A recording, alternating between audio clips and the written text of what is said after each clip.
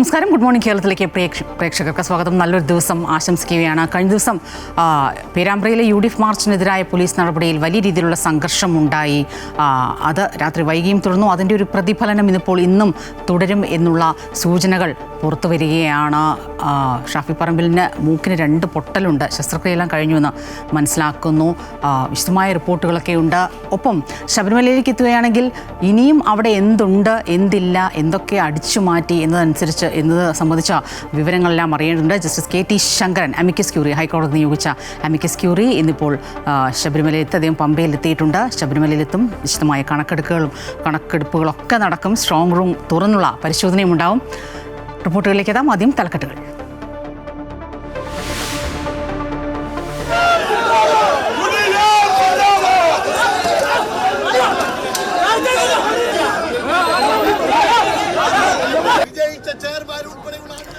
പേരാമ്പ്രയിലെ UDF മാർച്ചിനെതിരായ police നടപടിയിൽ Shafi Parambil MP ഉൾപ്പെടെയുള്ളവർക്ക് പരിക്കേറ്റതിൽ ഇന്ന് കോൺഗ്രസിന്റെ സംസ്ഥാന വ്യാപക പ്രതിഷേധം. പേരാമ്പ്രയിൽ വൈകിട്ട് പ്രതിഷേധ സംഗമം. ഷാഫിയുടെ മൂക്കിന്റെ എല്ലിന് പൊട്ടൽ, അടിയന്തര ശസ്ത്രക്രിയയ്ക്ക് വിധേയനാക്കി. പരിക്കേറ്റത് ലാത്തിചാർജിലല്ലെന്ന് പോലീസ്. സ്വർണ്ണപ്പാളി വിവാദത്തിന്റെ ശബരിമലയിലെ സ്ട്രോങ് റൂം പരിശോധന ഇന്നു മുതൽ. മൂല്യമേറിയ സ്വത്തുവകകളുടെ വിശദമായ കണക്കെടുക്കും. പരിശോധന നടത്തുക amicus curiae justice KT Sankaran. സർക്കാരിനെതിരെ സമരം ശക്തമാക്കാനൊരുങ്ങി കോൺഗ്രസ്. ദേവസ്വം മന്ത്രിയുടെ വസതിയിലേക്ക് ഇന്ന് BJP മാർച്ച്.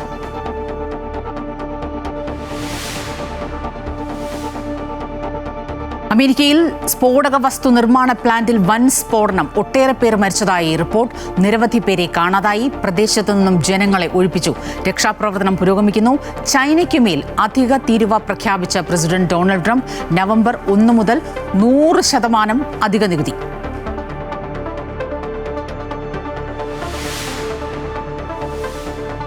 ബീഹാർ നിയമസഭാ തെരഞ്ഞെടുപ്പിന്റെ 1ാം ഘട്ട സ്ഥാനാർത്ഥി ചിത്രം തെളിയാൻ ഇനി ദിവസങ്ങൾ മാത്രം. സീറ്റ് വിഭജനം നാളെയോടെ പൂർത്തിയാക്കുമെന്ന് BJPയും കോൺഗ്രസും. ഇഞ്ചോടിഞ്ച് പോരാട്ടമെന്ന് സർവേകൾ.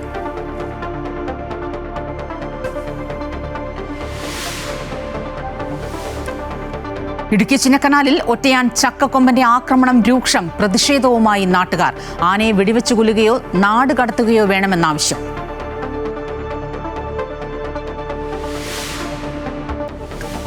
വെസ്റ്റ് ഇൻഡീസിനെതിരായ 2ാം ടെസ്റ്റിൽ ഇന്ത്യ മികച്ച സ്കോറിലേക്ക്. 2-318 റൺസ് എന്ന നിലയിൽ ഇന്ന് ബാറ്റിംഗ് പുനരാരംഭിക്കും.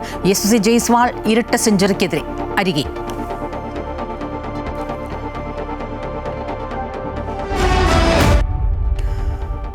ഷാഫി പറമ്പിൽ MPക്കെതിരായ പോലീസ് നടപടിയിൽ ഇന്ന് കോൺഗ്രസ് സംസ്ഥാന വ്യാപകമായി ശക്തമായി പ്രതിഷേധിക്കാൻ ഒരുങ്ങുകയാണ്. പേരാമ്പ്രയിൽ വൈകിട്ട് പ്രതിഷേധ സംഗമം നടക്കും.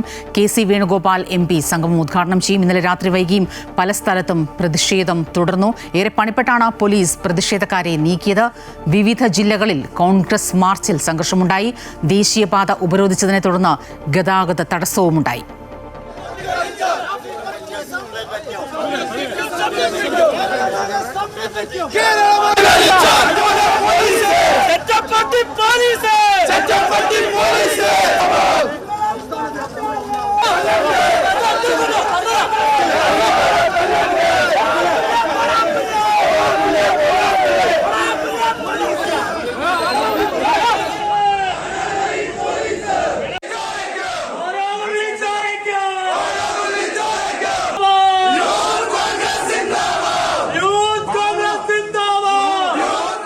പേരാമ്പ്രയിൽ UDF CPM പ്രതിഷേധ പ്രകടനങ്ങൾക്കിടെ പോലീസ് നടത്തിയ ലാത്തിചാർജിലാണ് ഷാഫിക്ക് പരിക്കേറ്റത്. അദ്ദേഹത്തിൻ്റെ മൂക്കിൻ്റെ എല്ലിന് പൊട്ടലുണ്ട്. ശസ്ത്രക്രിയ പൂർത്തിയായി എന്നാണ് മനസ്സിലാക്കാൻ സാധിക്കുന്നത്. ലക്ഷ്മി ചേരുകയാണ് ഏറ്റവും പുതിയ വിവരങ്ങളുമായി. ലക്ഷ്മി, വളരെ വലിയ ശക്തമായ പ്രകടനം, സംഘർഷത്തിലേക്ക് കാര്യങ്ങൾ നീങ്ങിയത് ഒക്കെ നമ്മൾ കഴിഞ്ഞ ദിവസം കണ്ടു. ഇന്നും അതിൻ്റെ ഒരു തുടർച്ച തന്നെ. UDF പ്രത്യേകിച്ച് ആഹ്വാനം ചെയ്തിട്ടുണ്ട്. മറ്റെല്ലാ പരിപാടികളും മാറ്റിവെച്ച് സംസ്ഥാന വ്യാപകമായുള്ള പ്രതിഷേധത്തിലേക്ക് കാര്യങ്ങൾ നീങ്ങണം, ഒത്തുചേരണം. എങ്ങനെയാകും കോൺഗ്രസിൻ്റെ കോഴിക്കോടുള്ള ഒരു പ്രതിഷേധ പരിപാടികളും മറ്റു കാര്യങ്ങളുമൊക്കെ? സ്വപ്ന, പേരാമ്പ്ര CK കോളേജ് യൂണിയൻ തെരഞ്ഞെടുപ്പുമായി ബന്ധപ്പെട്ട തർക്കത്തിൽ CPM UDF റാലി സംഘടിപ്പിച്ചിരുന്നു. ഇതുമായി ബന്ധപ്പെട്ട ഇരു റാലികളും നേർക്കുനേർ വന്നതിനെ തുടർന്നാണ് ഒരു പോലീസ് സംഘർഷം, അതായത് ഗ്രനേഡ് ഉപയോഗിക്കുകയും ഈ ഒരു ഗ്രനേഡ് ഉപയോഗത്തിലാണ് ഷാഫി പറമ്പിലിനും അതുപോലെ തന്നെ മറ്റ് UDF പ്രവർത്തകർക്കും പരിക്കേൽക്കുന്നത്. ഷാഫി പറമ്പിലിന്റെ മൂക്കിനാണ് പരിക്കേറ്റത്. ഇതേ തുടർന്ന് അദ്ദേഹത്തെ ഇന്നലെ രാത്രിയോടുകൂടി തന്നെ ബേബി മെമ്മോറിയൽ ആശുപത്രിയിലേക്ക് മാറ്റിയിരുന്നു. ഏതായാലും പുലർച്ചയോടുകൂടി തന്നെ അദ്ദേഹത്തിന്റെ ശസ്ത്രക്രിയയും പൂർത്തിയായിട്ടുണ്ട് എന്നാണ് ഇപ്പോൾ നമുക്ക് അറിയാൻ കഴിഞ്ഞിരിക്കുന്നത്. ഷാഫി പറമ്പിൽ അല്ലാതെ DCC പ്രസിഡന്റ് K പ്രവീൺകുമാറിനും അതുപോലെ തന്നെ മറ്റ് 30ഓളം പ്രവർത്തകർക്കും ഈ ഒരു സംഭവത്തിൽ പരിക്കേറ്റിട്ടുണ്ട്. ഏതായാലും ഈ ഒരു വിഷയത്തിൽ കോൺഗ്രസ് അതിശക്തമായ പ്രതിഷേധത്തിലേക്ക് കടന്നിട്ടുണ്ട്. ഇന്നലെ രാത്രി മുതൽ തന്നെ പല ജില്ലകളിലും അതുപോലെ തന്നെ കോഴിക്കോട് ജില്ലയിലും തലസ്ഥാനത്തടക്കം വലിയ രീതിയിലുള്ള പ്രതിഷേധങ്ങൾ നടന്നിരുന്നു. ഏതായാലും ഈ ഒരു വിഷയം കോൺഗ്രസ് വിടാൻ ഉദ്ദേശിക്കുന്നില്ല. വലിയ രീതിയിലുള്ള പ്രതിഷേധം തന്നെ സംഘടിപ്പിക്കും എന്നതിനുള്ള ഉദാഹരണമാണ് കോഴിക്കോട് പേരാമ്പ്രയിൽ ഇന്ന് വൈകുന്നേരം 3 മണിയോടുകൂടി പ്രതിഷേധ സംഗമം നടത്തുന്നുണ്ട്. ഇതിൽ KC വേണുഗോപാലാണ് ഉദ്ഘാടനം ചെയ്യുന്നത്. അപ്പോൾ ഈ KC വേണുഗോപാൽ വരുന്നതിൽ തന്നെ വലിയ രീതിയിൽ പ്രതിഷേധം നടക്കുമെന്നുള്ള കാര്യത്തിൽ വലിയ ഒരു പ്രതിഷേധം നടക്കുമെന്ന കാര്യത്തിൽ തീർച്ചയാണ്. അതുപോലെ തന്നെ ഇന്ന് സംസ്ഥാന വ്യാപകമായി കോൺഗ്രസ് പ്രതിഷേധിക്കുകയാണ്. അതുപോലെ തന്നെ സെക്രട്ടേറിയറ്റിലേക്കും വിവിധ പോലീസ് സ്റ്റേഷനിലേക്കും മാർച്ച് നടക്കുന്നുണ്ടെന്നാണ് ഇപ്പോൾ കോൺഗ്രസ് അറിയിച്ചിരിക്കുന്നത്. ഏതായാലും വലിയ രീതിയിലുള്ള പ്രതിഷേധം തന്നെയാണ് ഇന്ന് നടക്കാൻ പോകുന്നത്. കഴിഞ്ഞ ദിവസം ഷാഫി പറമ്പിൽ പറഞ്ഞത് ശബരിമലയിലെ വിഷയം ഇതിൽ അതായത് ഈ വിഷയത്തിലൂടെ, അതായത് കോൺഗ്രസിനെ ആക്രമിച്ചതിലൂടെ ഈ ഒരു വിഷയം മുക്കിക്കളയാമെന്ന് സർക്കാർ കരുതേണ്ട എന്നതടക്കമുള്ള കാര്യങ്ങൾ ഷാഫി പറമ്പിൽ ഇന്നലെ പറഞ്ഞിരുന്നു. ഏതായാലും ഈ ഒരു വിഷയം, അതായത് ഈ ഷാഫി പറമ്പിൽ തെരഞ്ഞു പിടിച്ചുകൊണ്ടാണ് അദ്ദേഹത്തെ മർദ്ദിച്ചത് എന്ന കാര്യങ്ങൾ ലക്ഷ്മി, പക്ഷെ പോലീസ് പറയുന്നത് അങ്ങനെയല്ല. പോലീസിന്റെ ലാത്തി ചാർജിലല്ല ഷാഫി പറമ്പലിന് പരിക്കേറ്റതെന്നാണ്. ഏതായാലും കോൺഗ്രസ് ഈ ഒരു വിഷയത്തിൽ വലിയ രീതിയിലുള്ള നിലപാടെടുക്കുന്നുണ്ട്. അവർ പറയുന്നത് ഇതാണ്, ഷാഫി പറമ്പിൽ എവിടെയാണോ അദ്ദേഹത്തെ നോക്കിയാണ് അദ്ദേഹത്തെ മർദ്ദിച്ചത് എന്ന കാര്യങ്ങളടക്കം കോൺഗ്രസ് വലിയ രീതിയിൽ ഉന്നയിക്കുന്നുണ്ട്. ഏതായാലും ഈ ഒരു വിഷയത്തിൽ വലിയ രീതിയിലുള്ള പ്രതിഷേധം തന്നെയാണ് ഇന്ന് നടക്കാൻ പോകുന്നത്. ഏതായാലും ഈ ഒരു വിഷയം വെറുതെ വിടാൻ കോൺഗ്രസ് ഉദ്ദേശിച്ചിട്ടില്ല എന്നുള്ളത് തന്നെയാണ് ഇപ്പോൾ നമുക്ക് ലഭിക്കുന്ന വിവരം. വലിയ രീതിയിലുള്ള പ്രതിഷേധം ഇന്ന് നടക്കുമെന്ന കാര്യത്തിൽ തീർച്ചയാണ് സ്വപ്ന. തീർച്ചയായും ഇന്നലത്തേതിൻ്റെ ഒരു തുടർച്ച അല്ലെങ്കിൽ അതിൻ്റെ ഒരു ആവർത്തനം തന്നെ ഇന്നും ഒരുപക്ഷെ ഉണ്ടായേക്കുമെന്ന് തന്നെയാണ് മനസ്സിലാക്കാൻ സാധിക്കുന്നത്. പോലീസ് ലാത്തിചാർജിലല്ല ഈ പരിക്കേറ്റത് എന്ന് പറയുമ്പോഴും പോലീസ് പറയുന്നുണ്ട് CCTV ദൃശ്യങ്ങളടക്കം പരിശോധിച്ചോളൂ, പോലീസ് ലാത്തിചാർജിലല്ല ഷാഫി പറമ്പിലിന് പരിക്കേറ്റത് എന്ന്. എന്തായാലും ഷാഫി പറമ്പിലിൻ്റെ മൂക്കിൻ്റെ സർജറി 2 പൊട്ടലുകളുണ്ടെന്നാണ് മനസ്സിലാക്കാൻ സാധിക്കുന്നത്. അതിൻ്റെ സർജറി ഇന്ന് പൂർത്തിയായി കഴിഞ്ഞു. സംസ്ഥാനത്തേക്ക് വരികയാണെങ്കിൽ ദേവികയാണ് ചേരുന്നത്. ദേവിക, ഈ പറഞ്ഞതുപോലെ പേരാമ്പ്രയിലുണ്ടായ സംഘർഷത്തിൻ്റെ ഒരു ആവർത്തനം ഇന്നലെ മുഴുവൻ ഈ സംസ്ഥാന വ്യാപകമായി തന്നെ വിവിധ ജില്ലകളിൽ നമ്മൾ കണ്ടു. അത് പലയിടത്തും സംഘർഷത്തിലേക്ക് നീങ്ങിയ ഒരു സാഹചര്യം കണ്ടു. ശക്തമായ പ്രതിഷേധത്തിനാണ് UDF ആഹ്വാനം ചെയ്തിരിക്കുന്നത്. മറ്റെല്ലാ പരിപാടികളും മാറ്റിവെച്ചിട്ട്. തീർച്ചയായും സ്വപ്ന, ഈ ഷാഫി പറമ്പിൽ MPക്ക് ഐക്യദാർഢ്യം പ്രഖ്യാപിച്ച് കഴിഞ്ഞ ദിവസം തലസ്ഥാനത്ത് വലിയ പ്രതിഷേധമാണ് ഉണ്ടായത്. യൂത്ത് കോൺഗ്രസ് തിരുവനന്തപുരം ജില്ലാ കമ്മിറ്റിയുടെ നേതൃത്വത്തിൽ നേമം ഷജീറിന്റെ ആഭിമുഖ്യത്തിലാണ് ഇത്തരത്തിലൊരു വലിയ പ്രതിഷേധം രാത്രി 10:30 സെക്രട്ടേറിയറ്റിലേക്ക് എത്തിയത്. വലിയ സംഘർഷമാണ് കഴിഞ്ഞ ദിവസം സെക്രട്ടേറിയറ്റിന് മുൻപിൽ ഉണ്ടായത്. ഈ പോലീസുകാരിൽ നിന്നും ലാത്തി അടക്കം പിടിച്ചുവാങ്ങി പോലീസുകാരെ ആക്രമിക്കുന്ന ഒരു സ്ഥിതിവിശേഷമൊക്കെ ഉണ്ടായി. എന്തായാലും ഇതിൽ കന്റോൺമെന്റ് പോലീസ് നിലവിൽ കേസെടുത്തിട്ടുണ്ട്. ഈ പ്രതിഷേധത്തിൽ, ഈ സംഘർഷത്തിൽ പ്രവർത്തകർക്കും പോലീസുകാർക്കും ഒരുപോലെ പരിക്കേറ്റിട്ടുണ്ട്.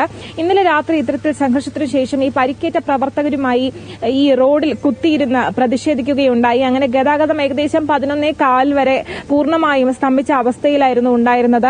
ഈ പ്രതിഷേധങ്ങൾ വരും ദിവസങ്ങളിലും തുടരുമെന്ന് തന്നെയാണ് ഇന്നലെ യൂത്ത് കോൺഗ്രസ് തിരുവനന്തപുരം ജില്ലാ കമ്മിറ്റിയുടെ പ്രസിഡന്റായ നേമം ഷജീർ വ്യക്തമാക്കിയത്. ഇന്ന് ബ്ലോക്ക് തലത്തിൽ നിലവിൽ വ്യാപകമായിട്ടുള്ള പ്രതിഷേധങ്ങൾ ഇവർ ആഹ്വാനം ചെയ്തിട്ടുണ്ട്. യൂത്ത് കോൺഗ്രസിന്റെ പ്രതിഷേധം ഇന്നും ഉണ്ടാകുമെന്നാണ് കരുതുന്നത്. അതിലൊരു ഔദ്യോഗിക പ്രഖ്യാപനം ഇതുവരെ ഉണ്ടായിട്ടില്ല. എന്തായാലും ഈ ഒരു വിഷയം വരും ദിവസങ്ങളിലും വലിയ വിവാദങ്ങളിലേക്ക് കടക്കുമെന്ന് തന്നെയാണ് മനസ്സിലാക്കാൻ സാധിക്കുന്നത്. ഇതിൽ ഇവർ ഉന്നയിക്കുന്ന ഒരു പ്രധാന കാര്യം, ഈ സ്വർണ്ണപ്പാളി വിവാദം പോലെയുള്ള വലിയ വിവാദങ്ങൾ, വലിയ വിമർശനങ്ങൾ സർക്കാരിനെതിരെ ഉയരുന്ന സമയമാണിത്. ഇത്തരത്തിലൊരു സമയത്ത് അതിൽ നിന്നൊക്കെ രക്ഷപ്പെടാൻ വേണ്ടിയാണ് ഇത്തരത്തിൽ ഇത്തരത്തിലൊരു പോലീസിന്റെ ഇടപെടൽ ഉണ്ടായിട്ടുള്ളത്, സർക്കാരിന്റെ ഭാഗത്ത് നിന്നും ഒരു നിശബ്ദത ഉണ്ടായിരിക്കുന്നത് എന്ന് തന്നെയാണ് ഇവർ വ്യക്തമാക്കുന്നത്. കഴിഞ്ഞ ദിവസമാണ് ഇത്തരത്തിൽ പേരാമ്പ്രയിൽ ഒരു സംഘർഷം ഉണ്ടാകുന്നത്. CPM-ന്റെയും ഈ UDF-ന്റെയും പ്രതിഷേധ പ്രകടനങ്ങൾ ഒത്തു വന്നപ്പോൾ അതിലാണ് പോലീസ് ഇടപെട്ടത്. ആ ഇടപെടലിലാണ് ഇത്തരത്തിൽ വളരെ ഏകപക്ഷീയമായി UDF നേതാക്കൾക്കെതിരെ മാത്രം ശക്തമായ ആക്രമണം ഉണ്ടായതെന്നാണ് അവർ ആരോപിക്കുന്നത്. എന്തായാലും ഇന്ന് പേരാമ്പ്രയിൽ പ്രതിഷേധ സംഗമം ഉൾപ്പെടെ സംഘടിപ്പിക്കുന്നുണ്ട്. അതിന്റെ ഭാഗമായി സംസ്ഥാന വ്യാപകമായി വലിയ പ്രതിഷേധങ്ങൾക്കാണ് സാധ്യത. സ്വപ്ന ദേവികയാണ് വിവരങ്ങളുമായി ചേർന്നത്.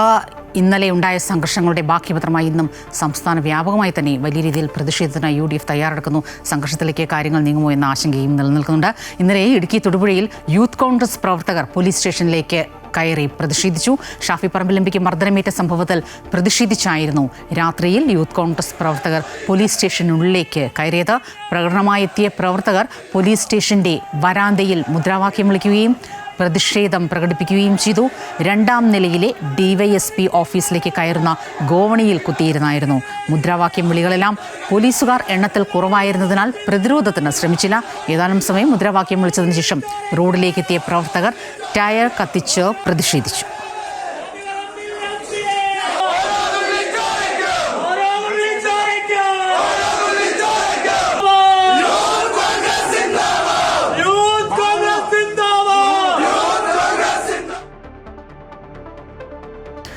സമാനമായി ശബരിമലയിലെ സ്വർണ്ണപ്പാളി വിവാദവും കത്തി നിൽക്കുകയാണ്.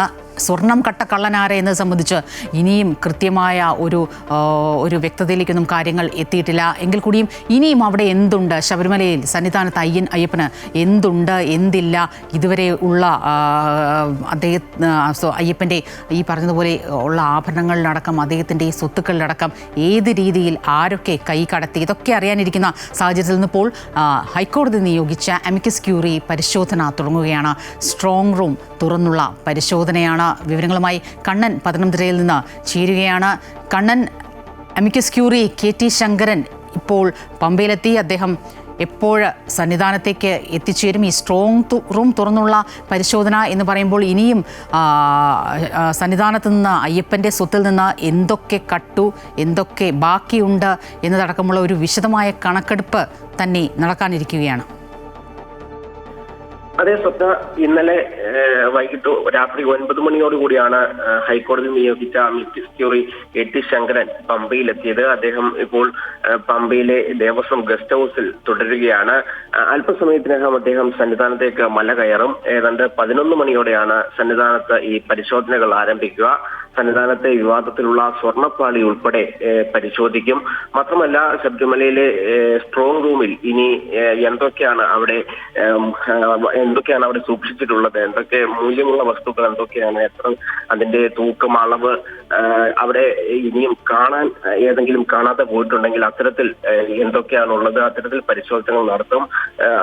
ദേവസ്വം ബോർഡിന്റെ ഉദ്യോഗസ്ഥർ അടക്കം അവരുടെ അടക്കം അവിടെയുണ്ട്. മാത്രമല്ല, ഇദ്ദേഹത്തിന്റെ വിശ്വസ്തതയിലുള്ള ഈ വിദഗ്ധർ അടക്കം ഈ പരിശോധനയിൽ അംഗങ്ങളായിട്ടുണ്ട്. അദ്ദേഹം അതനുസരിച്ച് ഈ ശബരിമലയിലെ സ്ട്രോങ് റൂമിൽ എന്തൊക്കെയാണ് നിലവിൽ ഈ കണക്കനുസരിച്ച്, ദേവസ്വം ബോർഡിന്റെ കണക്കനുസരിച്ച് എന്തൊക്കെയാണെന്നുള്ളത് ഉൾപ്പെടെ പരിശോധിക്കും. മാത്രമല്ല, ഈ പരിശോധനകൾ നാളെയും തുടരും. ഇന്നും നാളെയുമായിട്ടാണ് ശബരിമലയിലെ പരിശോധനകൾ നടക്കുക.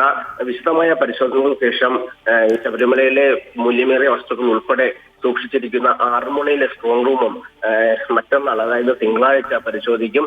ചിലപ്പോൾ നാളെ തന്നെ ഈ ശബരിമലയിലെ പരിശോധനകൾ പൂർത്തിയാവുകയാണെങ്കിൽ, നാളെ ഉച്ചയോടുകൂടി പരിശോധനകൾ പൂർത്തിയാവുകയാണെങ്കിൽ അതിനുശേഷം ആറന്മുളയിലെത്തി ആറന്മുളയിലെ സ്ട്രോങ് റൂമും വിശദമായി പരിശോധിക്കും. അവിടെയും മൂല്യമേറിയ വസ്തുക്കൾ, ശബരിമലയിലടക്കം മൂല്യമേറിയ വസ്തുക്കൾ സൂക്ഷിക്കുന്നുണ്ട്. അത്തരത്തിൽ അവിടെയും എന്തൊക്കെയാണ് ദേവസ്വം മഹസറിലുള്ളത്, അവിടെ എന്തൊക്കെയാണ് ഇനിയും കണക്കിൽ പെടാത്തത്, കണക്കിൽ പെട്ടിട്ടുള്ള എന്തൊക്കെ കാര്യങ്ങളാണുള്ളത് തുടങ്ങി ശബരിമലയിലും ആറന്മുളയിലും വിശദമായി തന്നെ പരിശോധനകൾ നടത്തും. സ്വപ്ന. സ്ട്രോങ് റൂം തുറന്നുള്ള പരിശോധനയാണ് ഇന്നിപ്പോൾ നടക്കാൻ ഇരിക്കുന്നത്. ഇതിനിടെ വലിയ ശക്തമായ രീതിയിലുള്ള പ്രതിഷേധവുമായി BJP രംഗത്തുണ്ട്. ഇന്ന് ദേവസ്വം മന്ത്രി വാസവന്റെ വസതിയിലേക്ക് അടക്കം BJP മാർച്ച് നടത്താനൊരുങ്ങുകയാണ്. ഈ ശബരിമല ഈ വിവാദത്തിന് പിന്നാലെ, ഈ സ്വർണ്ണപ്പാളി വിവാദത്തിന് പിന്നാലെ കൂടുതൽ ക്ഷേത്രങ്ങളിൽ നിന്ന് ഇത്തരത്തിൽ സ്വർണ്ണമടക്കം സ്വത്തടക്കം കാണാതായ റിപ്പോർട്ടുകളും പുറത്തു വരുന്നുണ്ട്. നേരത്തെ ഇത്തരത്തിൽ പോയി കാണാതെ ആഭരണങ്ങളടക്കം കാണാതെ പോയി, അല്ലെങ്കിൽ സ്വർണ്ണമടക്കം കാണാതെ പോയി, അതിൻ്റെ അന്വേഷണം വഴിമുട്ടി നിൽക്കുന്ന കേസുകളിൽ പോലും ഒരു പുനരന്വേഷണത്തിനുള്ള രീതിയിലേക്ക് കാര്യങ്ങൾ നീങ്ങുന്നു. അത്തരത്തിലാണ് തൃശൂർ പഴയന്നൂർ ദേവീക്ഷേത്രത്തിലെ അമൂല്യ രത്നങ്ങൾ പതിച്ച സ്വർണ്ണ കിരീടം കാണാതായ സംഭവത്തിൽ പോലീസിൻ്റെ അന്വേഷണങ്ങൾ നടന്നത്. പക്ഷേ ആ അന്വേഷണവും ഒരു പരിധിക്കപ്പുറത്തേക്ക് നീങ്ങുന്നില്ല എന്നുള്ള പരാതിയാണ്, വഴിമുട്ടുന്നതായുള്ള പരാതിയാണ്. ജൂൺ മാസത്തിലെ സ്റ്റോക്ക് പരിശോധനയിലാണ് കിരീടം കാണാതായ വിവരം പുറത്തറിഞ്ഞത്. സംഭവത്തിന് പിന്നാലെ മുൻ ദേവസ്വം ഓഫീസർ ES ദിനേശിനെ കൊച്ചിൻ ദേവസ്വം ബോർഡ് സസ്പെൻഡ് ചെയ്തിരുന്നു. ദേവസ്വത്തിനും ജീവനക്കാർക്കും കിരീടം കാണാതായതിൽ പങ്കുണ്ടെന്ന് BJP ആരോപിക്കുന്നു.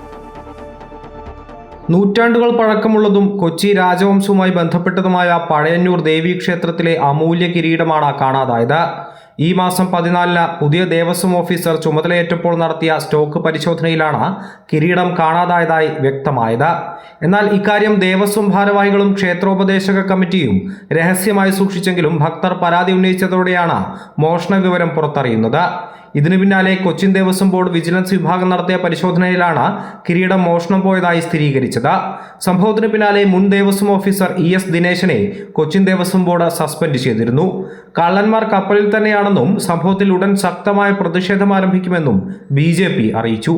അവിടുത്തെ കിരീടം, സ്വർണ്ണാഭരണങ്ങൾ ഉൾപ്പെടെയുള്ള കിരീടം നഷ്ടപ്പെട്ടിട്ട് മാസങ്ങളായിട്ടും അതിൻ്റെ അന്വേഷണം പഴയന്നൂർ പോലീസിൽ പരാതി നൽകി. പരാതിൻ്റെ അടിസ്ഥാനത്തിൽ പോലീസ് വന്ന് അവിടെ അന്വേഷിച്ചു. അതേപോലെ തന്നെ ദേവസ്വം ബോർഡിൻ്റെ വിജിലൻസ് ഉൾപ്പെടെയുള്ള ആളുകൾ വന്ന് വിരലടയാളം ഉൾപ്പെടെയുള്ള കാര്യങ്ങൾ അവിടെ ചെയ്ത് പോലീസുകാരും അവരുടെ അന്വേഷണത്തിന് വലിയ രീതിയിലുള്ള സ്റ്റാർട്ടിങ്ങിൽ ആ ഒരു തുടക്കം കിട്ടിയെങ്കിലും നാളെ ഇതുവരെയായി അവിടുത്തെ ആഭാരവൃന്ദം ജനങ്ങൾക്കും വിശ്വാസികൾക്കും ഒരു മറുപടി നൽകാൻ അവിടുത്തെ ദേവസ്വം ബോർഡിനോ അതേപോലെ തന്നെ ഉപദേശക സമിതിക്കോ അവിടെ കഴിഞ്ഞിട്ടില്ല. മാത്രമല്ല ഈ അന്വേഷണം വെറുതെ പ്രഹസനമാണ്. 2013 ക്ഷേത്രത്തിൽ വഴിപാടായി ഒരു ഭക്തൻ സമർപ്പിച്ചതാണ് കാണാതായ സ്വർണ്ണ കിരീടം. 15 ഗ്രാം സ്വർണത്തിൽ നിർമ്മിച്ച കിരീടത്തിൽ 3 ചെമ്പവിഴ രത്നങ്ങളും ഒരു ഇന്ദ്രനീല രത്നവുമാണ് പതിപ്പിച്ചിരുന്നത്. അമൃത ന്യൂസ്, തൃശൂർ. ബീഹാർ നിയമസഭാ തെരഞ്ഞെടുപ്പിന്റെ 1ാം ഘട്ട സ്ഥാനാർത്ഥി ചിത്രം തെളിയാൻ ഇനി ദിവസങ്ങൾ മാത്രം ബാക്കിയാണ്. സീറ്റ് വിഭജനം ഇന്നും നാളെയുമായി പൂർത്തിയാക്കുമെന്ന് BJPയും കോൺഗ്രസും കണക്കുകൂട്ടുന്നു. കേന്ദ്ര തെരഞ്ഞെടുപ്പ് കമ്മിറ്റി യോഗത്തിന് ശേഷം പ്രഖ്യാപനമുണ്ടാകുമെന്ന് BJP നേതൃത്വം വ്യക്തമാക്കിയിട്ടുണ്ട്. അതേസമയം കോൺഗ്രസ് മുൻ MP BJPക്കും JDU മുൻ MPയും MLAയും RJDയിലും ചേർന്നു. ബീഹാറിൽ ഇഞ്ചോടിഞ്ച് പോരാട്ടമാണെന്ന സർവേകളും പുറത്തുവരുന്നുണ്ട്. വിവരങ്ങളുമായി KK പ്രശാന്ത് ചേരുകയാണ്. പ്രശാന്ത്, സ്ഥാനാർത്ഥി നിർണയം എന്ന കടമ്പ ഇനിയും കടന്നിട്ടില്ല. ഈ പറഞ്ഞതുപോലെ NDAയും മഹാഗഠബന്ധനും. എന്നാലും ഈ അങ്ങോട്ടും ഇങ്ങോട്ടുള്ള കളികളും ഈ ഒരു അവസാന നിമിഷത്തിലൊക്കെ സജീവമാണ്. പക്ഷേ ഇന്നലെ 2 പേർ കൂടുതൽ നാമനിർദ്ദേശ പത്രിക നൽകിയതായി മനസ്സിലാക്കുന്നത്. അതായത് സിറ്റിംഗ് സീറ്റ് ഉള്ളവർക്ക് അല്ലെങ്കിൽ ഉറപ്പിച്ചവർക്ക് നാമനിർദ്ദേശ പത്രിക സമർപ്പിക്കാമെന്ന് മുന്നണികൾ വ്യക്തമാക്കിയതായാണ് ലഭിക്കുന്ന സൂചന. എന്താണ് ഇപ്പോൾ ബീഹാറിലെ ഒരു ചിത്രം?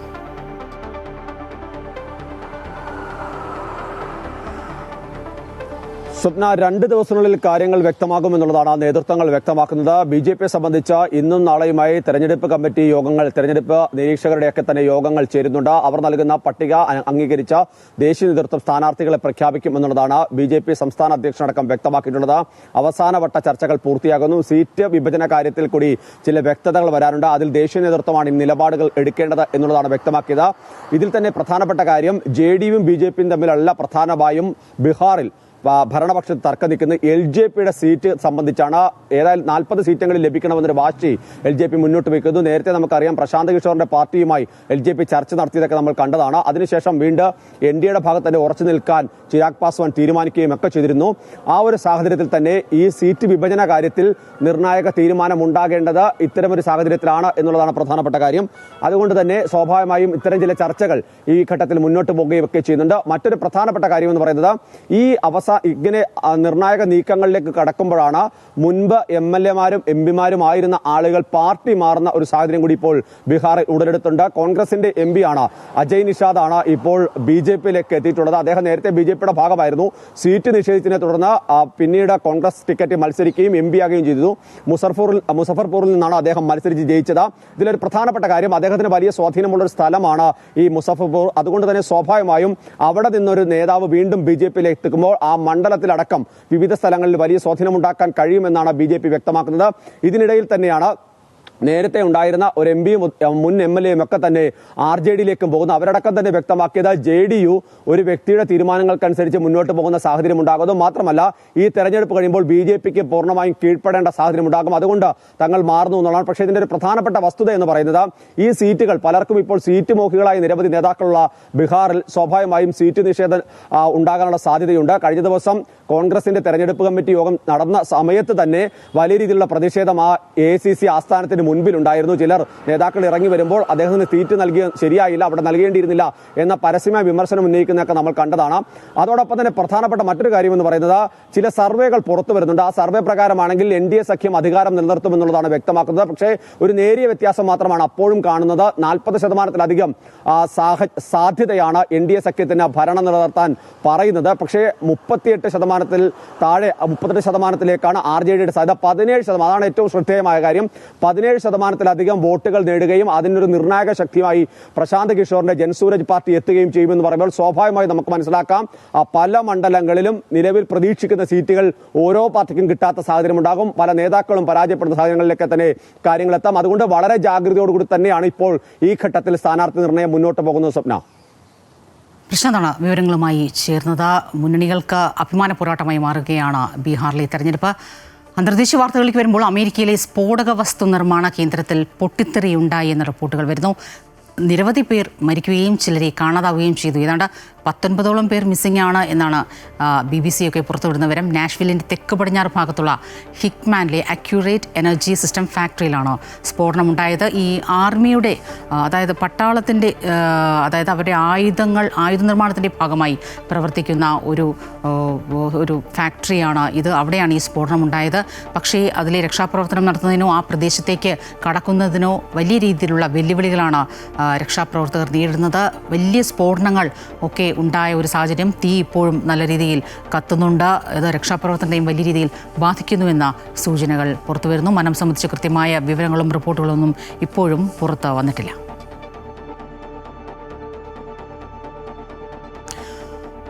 അമേരിക്ക ചൈന വ്യാപാര യുദ്ധം രൂക്ഷമാവുകയാണ്. ചൈനീസ് ഉൽപ്പന്നങ്ങൾക്ക് 100% അധിക തീരുവ ഏർപ്പെടുത്തുമെന്ന അമേരിക്കൻ പ്രസിഡന്റ് ഡൊണാൾഡ് ട്രംപിന്റെ ഭീഷണി. അടുത്ത മാസം മുതൽ ചൈനയിൽ നിന്നുള്ള ഇറക്കുമതിക്ക് 100% അധിക തീരുവ ഏർപ്പെടുത്തുമെന്നാണ് പ്രഖ്യാപനം. സോഷ്യൽ മീഡിയ പ്ലാറ്റ്ഫോമായ ദി ട്രൂത്തിലൂടെയാണ് പ്രഖ്യാപനം നടത്തിയിരിക്കുന്നത്. പ്രധാനപ്പെട്ട സോഫ്റ്റ്വെയറുകൾക്ക് US കയറ്റുമതി നിയന്ത്രണങ്ങൾ ഏർപ്പെടുത്തുമെന്നും ട്രംപ് പറഞ്ഞു. ചൈനീസ് പ്രസിഡന്റ് ഷീ ജിൻപിങ്ങുമായുള്ള കൂടിക്കാഴ്ചയിൽ നിന്ന് ട്രംപ് പിന്മാറിയേക്കുമെന്നാണ് സൂചന. കൂടിക്കാഴ്ച റദ്ദാക്കിയിട്ടില്ലെന്നും എന്നാൽ അത് നടക്കുമോ എന്ന് ഉറപ്പില്ലെന്നുമാണ് ട്രംപ് മാധ്യമപ്രവർത്തകരോട് പ്രതികരിച്ചത്. ട്രംപിന്റെ പരാമർശങ്ങളെ തുടർന്ന് ഓഹരി വിപണികൾ ഇടിഞ്ഞു. S&P 500 സൂചിക അതായത് 2.7% ഇടിഞ്ഞാണ് വ്യാപാരം അവസാനിപ്പിച്ചത്. ഏപ്രിലിന് ശേഷമുള്ള ഏറ്റവും വലിയ ഇടിവാണ് ഇത്. അപൂർവ ധാതുക്കളുടെ കയറ്റുമതി നിയമങ്ങൾ ചൈന ഈ ആഴ്ച കർശനമാക്കിയ നടപടിയെ ട്രംപ് ശക്തമായി വിമർശിച്ചിരുന്നു. ഇടുക്കി ചിന്നക്കനാലിൽ ഒറ്റയാൻ ചക്കക്കൊമ്പന്റെ ആക്രമണം രൂക്ഷമായതോടെ പ്രതിഷേധവുമായി നാട്ടുകാർ രംഗത്ത്. ആളുകളെ കൊന്നൊടുക്കുന്ന ആനയെ വെടിവെച്ച് കൊല്ലുകയോ നാട് കടത്തുകയോ വേണമെന്ന ആവശ്യമാണ് ഇവർ ഉയർത്തുന്നത്. വർഷങ്ങൾ നീണ്ടുനിന്ന പ്രതിഷേധത്തിനും നിയമ പോരാട്ടത്തിനുമൊടുവിലാണ് അരിക്കൊമ്പനെ ചിന്നക്കനാലിൽ നിന്ന് മാറ്റിയത്. ഇതിനുശേഷം കാട്ടാനശല്യം കുറഞ്ഞിരുന്നെങ്കിലും അടുത്ത നാളുകളിലായി ചക്കക്കൊമ്പന്റെ ആക്രമണം രൂക്ഷമാണ്. ഏറ്റവും ഒടുവിൽ ചക്കക്കൊമ്പൻ ജോസഫ് വേലിച്ചാമി എന്ന ചൂണ്ടൽ സ്വദേശിയെ കൊലപ്പെടുത്തുകയും ചെയ്തു. ഒറ്റയാൻ ഇതുവരെ 10 പേരെ കൊലപ്പെടുത്തിയെന്നാണ് നാട്ടുകാർ പറയുന്നത്. നിലവിൽ ചിന്നക്കനാൽ, സിംഗുകണ്ടം, BL റാവ്, 301 അടക്കമുള്ള മേഖലകളിൽ ചക്കക്കൊമ്പന്റെ ആക്രമണം രൂക്ഷമാണ്. നിരന്തരമായി ആക്രമണം നടത്തുകയും ആളുകളെ കൊലപ്പെടുത്തുകയും ചെയ്യുന്ന കാട്ടാനയെ വെടിവെച്ചു കൊല്ലണമെന്നാണ് നാട്ടുകാരുടെ ആവശ്യം. ഈ ആന അപകടകാരിയാണ്. ഒരാളെ കൊന്നു തുടങ്ങിയാൽ ഇവൻ ഇഷ്ടം പോലെ ആളുകളെ കൊല്ലും. ഈ ആനയെ പുതിയ വന്യജീവി നിയമം അനുസരിച്ച് സംസ്ഥാന സർക്കാർ വെടിവെച്ച് കൊല്ലാൻ തയ്യാറാകണം. കാട്ടാനകളെ നിരീക്ഷിക്കുന്നതിന് RRT സംഘത്തെ നിയോഗിച്ചിട്ടുണ്ടെങ്കിലും ഇത് കാര്യക്ഷമമല്ല. അവർക്ക് അടിസ്ഥാന സൗകര്യം, ഒരു പടക്കം പോലും അവരുടെ കയ്യിൽ ഇല്ലാത്തൊരവസ്ഥയിലാണ് വരുന്നത്. അവരൊരു മനുഷ്യരല്ലേ. ആന രാത്രി കാലങ്ങളിൽ നേരിടാനുള്ള ഒരു ഫോഴ്സും ഇല്ലാതെ അവർ ഇടപെടുന്നതുകൊണ്ട് അവർക്കും അപകടം നടക്കാനുള്ളൊരു സാഹചര്യം കൂടുതലാണ്. നിരവധി വീടുകളും ഏക്കർ കണക്കിന് കൃഷിയും ഇതിനോടകം ചക്കക്കൊമ്പൻ നശിപ്പിച്ചു കഴിഞ്ഞു. പ്രദേശത്താകെ 30ഓളം ആനകളുണ്ടെന്നും ഇവ വിവിധയിടങ്ങളിലെ കൃഷിയിടങ്ങളിലാണ് തമ്പടിച്ചിരിക്കുന്നതെന്നും നാട്ടുകാർ പറയുന്നു. നഷ്ടപരിഹാരം പോലും നൽകാൻ വനംവകുപ്പ് നടപടി സ്വീകരിക്കാത്തതിനെതിരെ ശക്തമായ ജനകീയ സമരത്തിലേക്ക് നീങ്ങാനാണ് നാട്ടുകാരുടെ തീരുമാനം. MC Boban, Amrita news, Idukki. കൊച്ചി നഗരസഭയിലെ വീടുകളിൽ നിന്നും മാലിന്യം ശേഖരിക്കുന്നതിന് യൂസർ ഫീ വർദ്ധിപ്പിക്കാനുള്ള നീക്കം ആരംഭിച്ചു. കഴിഞ്ഞ ദിവസം ചേർന്ന നഗരസഭാ കൗൺസിലിൽ ആരോഗ്യ സ്റ്റാൻഡിംഗ് കമ്മിറ്റി ആവശ്യം മുന്നോട്ട് വെച്ചിട്ടുണ്ട്. കൗൺസിൽ അംഗീകരിച്ച് ബൈലോയിൽ മാറ്റം വരുത്തിയാൽ ഇത് പ്രാബല്യത്തിൽ വരും. യൂസർ ഫീ 150 രൂപയിൽ നിന്നും 200 രൂപയാക്കി വർദ്ധിപ്പിക്കാനാണ് നീക്കം. വീടുകളിൽ നിന്നും മാലിന്യം ശേഖരിക്കുന്നതിനുള്ള യൂസർ ഫീ പ്രതിമാസം 200 രൂപയാക്കി വർദ്ധിപ്പിക്കുന്നതാണ് കോർപ്പറേഷന്റെ പരിഗണനയിലുള്ളത്. യൂസർ ഫീ 250 രൂപയാക്കി വർദ്ധിപ്പിക്കണമെന്ന് ശുചീകരണ തൊഴിലാളികളുടെ അസോസിയേഷൻ കോർപ്പറേഷനോട് ആവശ്യപ്പെട്ടിരുന്നു. തൊഴിലാളി അസോസിയേഷനുമായി ആരോഗ്യ സ്ഥിരം സമിതി നടത്തിയ ചർച്ചക്കൊടുവിലാണ് 50 രൂപ വർദ്ധിപ്പിക്കാൻ ധാരണയായത്. യൂസർ ഫീ വർധനവ് കഴിഞ്ഞ ദിവസം നടന്ന കൗൺസിൽ യോഗത്തിൽ ചർച്ചയായി. പലപ്പോഴായി ഒരു വർഷത്തോളമായി ഡിസ്കഷൻ നടന്നുകൊണ്ടിരിക്കുന്നു. കഴിഞ്ഞ ഹെൽത്ത് സ്റ്റാൻഡിംഗ് കമ്മിറ്റിയിൽ പരിഗണനക്കെടുത്തു.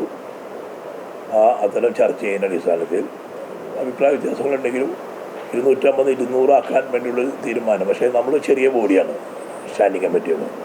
അതിൻ്റെ പരിപൂർണ അധികാരം കൗൺസിലിനാണ് ഉള്ളത്. അപ്പോൾ നമ്മൾ ചർച്ച വേണ്ട കൗൺസിലിലേക്ക് ശുപാർശ ചെയ്യാമെന്ന് ഞങ്ങൾ കൗൺസിലിലേക്കാണ് ശുപാർശ ചെയ്തത്. യൂസർ ഫീ വർധനവിനെ പ്രതിപക്ഷാംഗങ്ങളും അനുകൂലിക്കുന്നുണ്ട്. എന്നാൽ പല സ്ഥലങ്ങളിലും മാലിന്യ നീക്കം കൃത്യമായി നടക്കുന്നില്ലെന്ന ആരോപണം പ്രതിപക്ഷം ചൂണ്ടിക്കാണിച്ചു.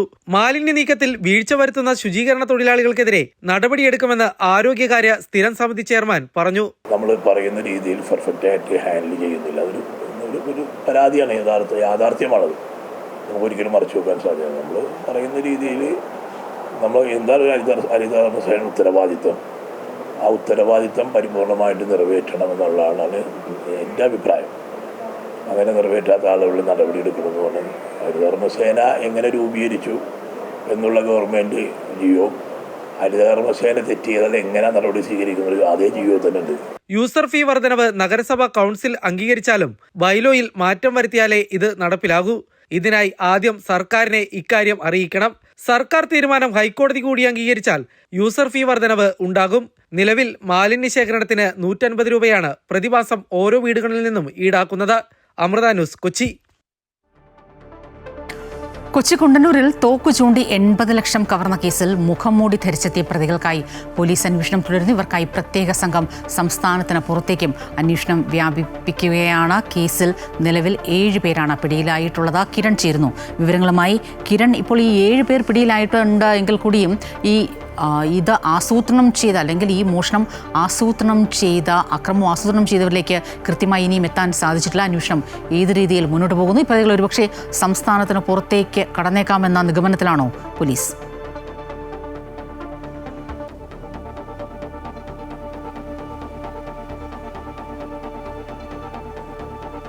സ്വദേശിനിയായ സ്വപ്ന, ഈ കുണ്ടന്നൂരിലെ സ്റ്റീൽ കമ്പനിയിൽ തോക്കു ചൂണ്ടി മോഷണം നടത്തിയ സംഭവവുമായി ബന്ധപ്പെട്ട് ഇതിന്റെ സൂത്രധാരൻ എന്ന് പോലീസ് കരുതുന്ന ആളടക്കം 7 പേരെയാണ് നിലവിൽ ഇപ്പോൾ പോലീസ് പിടികൂടിയിരിക്കുന്നത്. അഭിഭാഷകനായ നിഖിൽ നരേന്ദ്രൻ, ഇയാളാണ് ഇതിന്റെ സൂത്രധാരൻ എന്നുള്ളൊരു നിഗമനത്തിലേക്കാണ് പോലീസ് സംഘം എത്തുന്നത്. ഈ സംഭവ ദിവസം ഇവിടെ എത്തിയ ഏജന്റായിട്ടുള്ള സജി അടക്കമുള്ള ആളുകളെയും കഴിഞ്ഞ ദിവസം തന്നെ പോലീസ് അറസ്റ്റ് ചെയ്തിരുന്നു. നിലവിൽ 7 പേരുടെ അറസ്റ്റ് രേഖപ്പെടുത്തുകയും ഇവരെ കോടതിയിൽ ഹാജരാക്കി റിമാൻഡ് ചെയ്തിരിക്കുകയും ചെയ്യുകയാണ്. എന്നാൽ ഈ സംഭവവുമായി ബന്ധപ്പെട്ട് പ്രധാനമായും കണ്ടെത്തേണ്ട 3 പേർ കൂടിയുണ്ട്. അത് മുഖം മൂടി ധരിച്ച് ഈ സംഭവ ദിവസം ഈ സ്റ്റീൽ കമ്പനിയിലേക്ക് എത്തിയ ആളുകളാണ്. ഈ മുഖം മൂടി സംഘത്തെ ആരാണ്, ഇവരുടെ മറ്റു കാര്യങ്ങൾ അറിയുന്നതിന് വേണ്ടിയുള്ള അന്വേഷണമാണ് ഏതായാലും പോലീസിന്റെ ഭാഗത്തു നിന്നും തുടർന്നുകൊണ്ടിരിക്കുന്നത്. ഇവർ ഈ സംഭവത്തിന് പിന്നാലെ തന്നെ കടന്നു കളഞ്ഞിരിക്കാം എന്നൊരു നിഗമനത്തിലേക്കാണ് പോലീസ് എത്തുന്നത്. ഈ വ്യാഴാഴ്ച ഈ സംഭവം ഉണ്ടായതിന് പിന്നാലെ തന്നെ ജില്ലാ അതിർത്തി കേന്ദ്രങ്ങളിലെല്ലാം പോലീസ് വ്യാപകമായിട്ടുള്ള പരിശോധന നടത്തിയിരുന്നതാണ്. ഈ 3 പേരും ഇവർ മുഖംമൂടി ധരിച്ചിരുന്നതിനാൽ തന്നെ ഇവരെ ജീവനക്കാർക്കോ മറ്റാർക്കും തന്നെ തിരിച്ചറിയാൻ കഴിഞ്ഞിരുന്നില്ല. അതായത് ഈ സ്റ്റീൽ കമ്പനിയിൽ ആ സമയം ഉണ്ടായിരുന്ന ജീവനക്കാർക്കൊന്നും തന്നെ തിരിച്ചറിയാൻ കഴിഞ്ഞിരുന്നില്ല.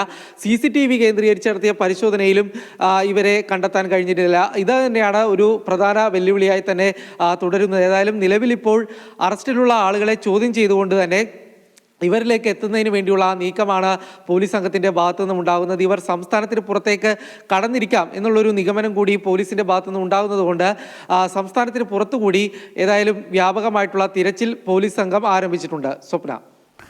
കിരണാണ് വിവരങ്ങളുമായി ചേർന്നത്. കൊച്ചി കുണ്ടന്നൂരിൽ തോക്ക് ചൂണ്ടി 80 ലക്ഷം കവർന്ന കേസിൽ മുഖ്യമായും പ്രധാനമായ 3 പ്രതികൾക്ക് വേണ്ടിയുള്ള അന്വേഷണം പോലീസ് ഊർജിതമാക്കിയിരിക്കുകയാണ്. മറ്റൊരു റിപ്പോർട്ടിലേക്ക്. വയനാട് വെങ്ങപ്പള്ളിയിൽ മദ്യലഹരിയിൽ പോലീസുകാരൻ ഓടിച്ച വാഹനം ഇടിച്ച് നിരവധി വാഹനങ്ങൾ തകർന്നു. തിരുനെല്ലി പോലീസ് സ്റ്റേഷനിലെ സിവിൽ പോലീസ് ഓഫീസർ ഉനൈസാണ് മദ്യലഹരിയിൽ വാഹനം ഓടിച്ച് അപകടം വരുത്തിയത്. അപകടത്തിൽ ഓട്ടോറിക്ഷ ഡ്രൈവർക്ക് പരിക്കേറ്റു. അമിതമായ മദ്യലഹരിയിൽ കാർ ഓടിച്ചെത്തിയ ഉനൈസ് നിരവധി വാഹനങ്ങളിൽ ഇടിക്കുകയായിരുന്നു. നാട്ടുകാർ ഇയാളെ തടഞ്ഞുവെച്ചെങ്കിലും ആക്രമിക്കാൻ ശ്രമിച്ചതോടെ കൽപ്പറ്റ പോലീസ് എത്തിയാണ് ഇയാളെ കൽപ്പറ്റ ജനറൽ ആശുപത്രിയിലേക്ക് മാറ്റിയത്. ഇയാൾ ഓടിച്ച വാഹനം ഇടിച്ചുണ്ടായ അപകടത്തിൽ ഗുഡ്സ് ഓട്ടോറിക്ഷ ഡ്രൈവർക്കും പരിക്കേറ്റിട്ടുണ്ട്. പിണങ്ങോട് സ്വദേശി ജമാലിനാണ് പരിക്കേറ്റത്. ഇയാൾ കൽപ്പറ്റയിലെ സ്വകാര്യ ആശുപത്രിയിൽ ചികിത്സയിലാണ്. അവിടുന്ന് വീട്ടിലേക്ക് പോണ വഴിക്ക് പെട്ടെന്നൊരു വണ്ടി ഞങ്ങളെ നേരെ റോങ് സൈഡ് വരുന്നുണ്ട്. റോങ് സൈഡ് വരുന്ന കണ്ടതേ ഞങ്ങൾക്ക് ഓർമ്മയുള്ളൂ. ഞാനപ്പോൾ ഹാൻഡിൽമ പിടിച്ചെന്ന് എനിക്ക് കാര്യമായിട്ട് പരിക്കൊന്നും പറ്റിയില്ല. മറ്റേ ആൾക്ക് എൻ്റെ കൂടെ ഉള്ള ആൾ ജസ്റ്റ് തല അതിൻ്റെ മുകളിൽ അടിക്കുകയും കാലിലും ചെറിയ പരിക്കുണ്ട്. പിന്നീടുള്ള നമുക്കൊന്നും ഓർമ്മയില്ല. പിന്നെ നമ്മൾ ഹോസ്പിറ്റലിൽ വന്ന് കുറച്ച് കഴിഞ്ഞപ്പോൾ പറഞ്ഞ ഇയാൾ വെള്ളത്തിലായിരുന്നു കാര്യമായിരുന്നു എന്നുള്ളത് അപ്പോഴാണ് മനസ്സിലായത്. കൽപ്പറ്റ CIയുടെ നേതൃത്വത്തിലുള്ള പോലീസ് സംഘം പരിക്കേറ്റവരുടെ മൊഴിയെടുത്തു. പോലീസുകാരനെ താലൂക്ക് ആശുപത്രിയിലെത്തിച്ച് വൈദ്യപരിശോധനയ്ക്കും വിധേയനാക്കി. പരാതി ലഭിച്ചാൽ കേസെടുക്കുമെന്നും അമിതമായ ലഹരിയുള്ളതിനാൽ പോലീസുകാരനെ താലൂക്ക് ആശുപത്രിയിൽ തന്നെ നിരീക്ഷണത്തിലാക്കി മറ്റു നടപടികൾ സ്വീകരിക്കുമെന്നും കൽപ്പറ്റ പോലീസ് അറിയിച്ചു. നേരത്തെ മാനന്തവാടി സബ് കളക്ടറുടെ ഗൺമാനായിരുന്ന ഇയാളെ നിരന്തരമായി മദ്യപിച്ചെത്തുന്ന സാഹചര്യത്തിൽ തലസ്ഥാനത്ത് നിന്നും നീക്കം ചെയ്തിരുന്നു. അമൃത ന്യൂസ്, വയനാട്. സന്യാസി ശ്രേഷ്ഠന്മാരുടെ കൂട്ടായ്മയായ മാർഗദർശക മണ്ഡലത്തിന്റെ നേതൃത്വത്തിൽ ധർമ്മ സന്ദേശ യാത്രയുടെ കോഴിക്കോട് ജില്ലയിലെ സ്വീകരണ സംഗമം മാനാഞ്ചിറ മുതലക്കുളത്ത് നടന്നു. നിരവധി പേരാണ് മഹാസംഗമത്തിൽ പങ്കെടുത്തത്. പൂർവ്വകാലങ്ങളിലെ നന്മ ഉൾക്കൊണ്ട് പുതിയ കാലത്തിലേക്ക് മാറണമെന്നും നമ്മളിലെ മാതൃത്വ ശക്തി ഉണർത്താൻ സാധിച്ചാൽ ധാർമ്മികമായ വിജയത്തെ കൈവരിക്കാൻ കഴിയുമെന്നും മാതാ അമൃതാനന്ദമയി മഠം കോഴിക്കോട് മഠാധിപതി സ്വാമി വിവേകാമൃതാനന്ദപുരി ചടങ്ങിൽ പറഞ്ഞു.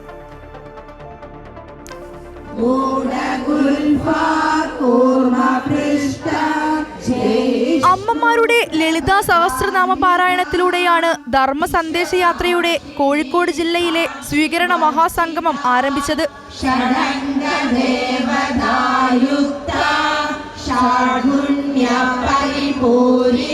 തുടർന്ന് കർണാടകയിലെ കുദ്രോളി ക്ഷേത്രത്തിൽ നിന്നും പകർന്ന ദീപം സന്യാസിമാർ ഒന്നിച്ച് മഹാസംഗമവേദിയിൽ തെളിയിച്ചു. മാതാ അമൃതാനന്ദമയി മഠം കോഴിക്കോട് മഠാധിപതിയും ധർമ്മ സന്ദേശയാത്രയുടെ ജനറൽ കൺവീനറുമായ സ്വാമി വിവേകാമൃതാനന്ദപുരി ചടങ്ങിൽ സ്വാഗതം പറഞ്ഞു. പൂർവ്വകാലങ്ങളിലെ നന്മ ഉൾക്കൊണ്ട് പുതിയ കാലത്തിലേക്ക് മാറണമെന്നും നമ്മളിലെ മാതൃത്വ ശക്തിയെ ഉണർത്താൻ സാധിച്ചാൽ ധാർമ്മിക വിജയം കൈവരിക്കാൻ കഴിയുമെന്നും സ്വാമി പറഞ്ഞു. പരിഷ്കാരങ്ങൾ വേണ്ട എന്നല്ല, സംസ്കാരത്തിൽ അധിഷ്ഠിതമായ ഒരു പരിഷ്കാരം നിലനിന്നാൽ മാത്രമേ നമുക്ക് മുന്നോട്ടുള്ള ഗമനം സുഗമമാകുകയുള്ളൂ.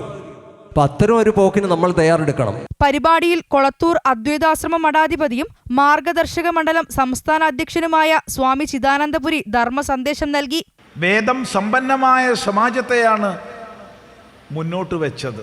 യയാ കയാച വിധയാ ബഹുവന്നം പ്രാപ്നുയാത് ഭൂത്യൈ ന പ്രമദിതവ്യം എന്നൊക്കെ വേദമാണ് അനുശാസിച്ചത്. ഒരിടത്തും ദരിദ്രത വേണമെന്ന് പറഞ്ഞിട്ടില്ല. ദരിദ്രരെ സേവിക്കണം, ദാരിദ്ര്യത്തെ പൂജിക്കരുത്.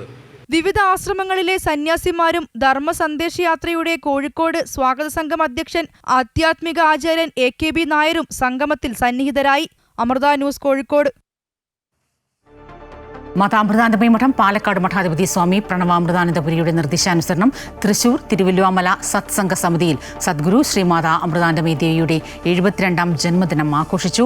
ഗണപതി ഹോമം, തുടർന്ന് മഹിഷാസുരമർദ്ദിനി സ്തോത്രം, അഷ്ടോത്തരം, ഗുരുവന്ദനം, ലളിതാ സഹസ്രനാമാർച്ചന, ഭജന, കാർത്തിക ദീപം, മംഗളാരതി, വസ്ത്രദാനം, അന്നദാനം അങ്ങനെ വിവിധ കലാപരിപാടികൾ നടന്നു.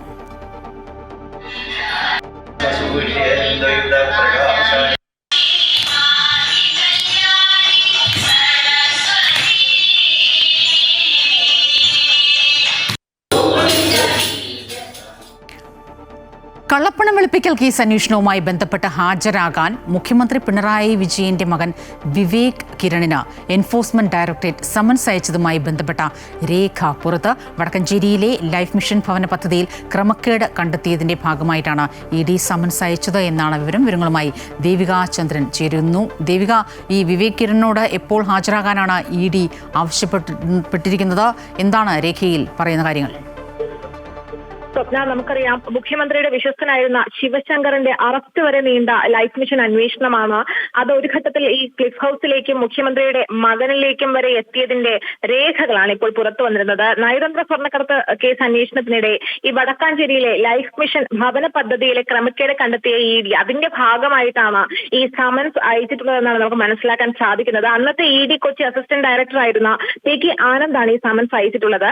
2023 ഫെബ്രുവരി 14 രാവിലെ 10:30 EDയുടെ കൊച്ചിയിലുള്ള ഓഫീസിൽ ഹാജരാകണമെന്നായിരുന്നു സമൻസിലുള്ളത്. എന്നാൽ ഇതിൽ വിവേക് ഹാജരായിട്ടില്ല. അതേ ഓഫീസിലാണ് 3 ദിവസം നീണ്ട ചോദ്യം ചെയ്യലിനൊടുവിൽ അന്ന് രാത്രി ഈ നമ്മുടെ മുഖ്യമന്ത്രിയുടെ പ്രൈവറ്റ് സെക്രട്ടറി ആയിരുന്ന ശിവശങ്കറിനെ ED അറസ്റ്റ് ചെയ്തത്. പക്ഷേ ഈ വിവേകിനെതിരെ EDയുടെ ഭാഗത്ത് നിന്ന് പിന്നീട് എന്ത് നടപടി ഉണ്ടായി എന്നതിലടക്കം വ്യക്തത വരേണ്ടതുണ്ട്. അബുദാബിയിൽ ജോലി ചെയ്യുന്ന ഈ വിവേകിന്റെ വിവരങ്ങൾ UAE അധികൃതരിൽ നിന്നടക്കം ED തേടിയതായും സൂചനയുണ്ട്. പക്ഷേ ഇതിനുശേഷമെല്ലാം എന്താണ് സംഭവിച്ചത് എന്ന കാര്യത്തിൽ ഒരു അറിവില്ല. ഈ Vivek Kiran son of Pinarayi Vijayan Cliff House എന്ന അഡ്രസ്സിലാണ് ഇത്തരത്തിൽ ഈ സമൻസ് അയച്ചിട്ടുള്ളത്. സ്വപ്ന, താമരശ്ശേരിയിലെ താലൂക്ക് ആശുപത്രിയിലെ ഡോക്ടറെ അമീബിക് മസ്തിഷ്ക ജ്വരം ബാധിച്ച് മരിച്ച കുട്ടിയുടെ പിതാവ് വെട്ടിപ്പരിക്കേൽപ്പിച്ചത് നമ്മൾ ഞെട്ടലോടെയാണ് കണ്ടത്. മകളുടെ മരണത്തിന് കാരണക്കാരായവരെന്ന് പിതാവ് വിശ്വസിക്കുന്നവരെ കൊടുവാള് കൊണ്ട് അവസാനിപ്പിക്കാൻ ഒരുങ്ങിയപ്പോൾ തന്റെ ഭർത്താവിന്റെ പ്രവൃത്തി തെറ്റാണെന്ന് സമൂഹത്തോട് പറയുന്നു ഭാര്യ രംബീസ. മകൾ നഷ്ടപ്പെട്ട് ഭർത്താവ് ഒരു കുറ്റവാളി കൂടി ആയി നിൽക്കുമ്പോഴാണ് അവരുടെ ഭാഗത്തു നിന്ന് ഈ പ്രതികരണം ഉണ്ടായത്. പല സംഭവങ്ങളിലും പ്രതികരണങ്ങൾ പ്രകോപനങ്ങളിലേക്കും അക്രമങ്ങളിലേക്കും ഒക്കെ പോകുമ്പോൾ അതിനെ സമചിത്തതയോടെ കൈകാര്യം ചെയ്യാൻ ഒരുപക്ഷെ നമ്മൾ സ്ത്രീകൾക്ക് കഴിയാറുണ്ട്. ഈ വിഷയം ഇന്ന് വനിതാ ജംഗ്ഷൻ ചർച്ച ചെയ്യും.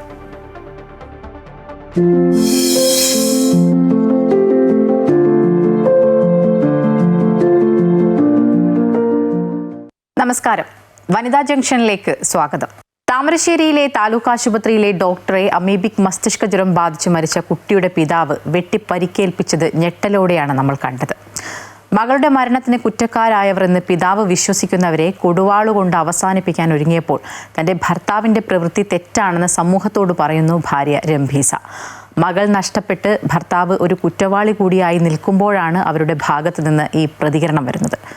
പല സംഭവങ്ങളിലും പ്രതികരണങ്ങൾ പ്രകോപനങ്ങളിലേക്കും അക്രമങ്ങളിലേക്കും പോകാതെ അതിനെ സമചിത്തതയോടെ കൈകാര്യം ചെയ്യാൻ സ്ത്രീകൾക്ക് പൊതുവെ കഴിയാറുണ്ട്.